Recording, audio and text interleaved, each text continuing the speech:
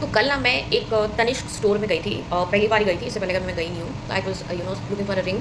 तो basically when that sales person was showing me the rings ना, तो मैंने उनको पूछा कि मैं कैसे मान लूँ कि ये सोना जो है ये असली है एंड डायमंड जो है ये असली है। तो he started laughing like ma'am हमारा तो हॉलमार्क होता है this and that. But I think he didn't understand my question because like it was लेस्ड with a deeper meaning. मतलब कहने का मतलब है कि थोड़ा स्टूपिड भी साउंड कर सकता है आपको, बट अगर आप सोचो तो ये सारी चीज़ें तो हम नहीं बनाएंगे ना। मतलब हमने एक मेटल उठा लिया जो बड़ा चमक रहा था और हमने बोल दिया कि वो सोना है और बड़ी उसकी वैल्यू हो गई, भाई मार्केट्स क्रैश हो रही है दिस एंड दैट। एक पत्थर ले लिया हमने, उसको बता दिया कि डायमंड है। अब लोग सारे पागल हो रहे हैं कि भाई डायमंड पहना है, दिस पहनना है, दैट पहनना है।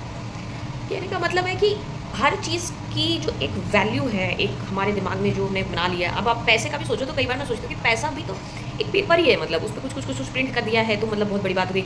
मैं आपको एक सिंपल सा पेपर दूँ तो उसकी आपकी कोई वैल्यू नहीं है, बट वही पैसा दे दूँ उस पर प्रिंट करके तो उसकी वैल्यू है। कहने का मतलब है कार्ल सेगन थे, एक बहुत बड़े वो थे, साइंटिस्ट थे, ऑथर भी थे। तो उनका ना एक वर्क है बेसिकली, वो स्पेस से उन्होंने एक फ़ोटो लिया है जिसमें मतलब अर्थ को दिखाया है ऊपर स्पेस से। And the whole paragraph is about a pale blue dot because the earth from above, मतलब स्पेस से ना एक बड़ा ही पेल छोटा सा डॉट, मतलब आपको दिखेगा भी नहीं। मैं यहाँ फोटो भी डालूंगी उसका। आई लाइक दैट पैराग्राफ, बहुत अच्छा है वो। तो it's just a small world जो हमने अपना बना लिया है। पैसे दे रहे हैं, पैसे ले रहे हैं, some things are very valuable so called, some things are not.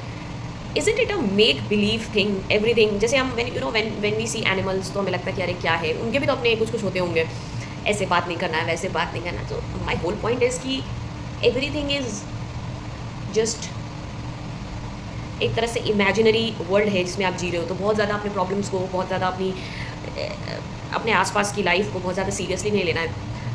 I am saying this because I have been one of those people who have taken things very seriously for a very long time and that has not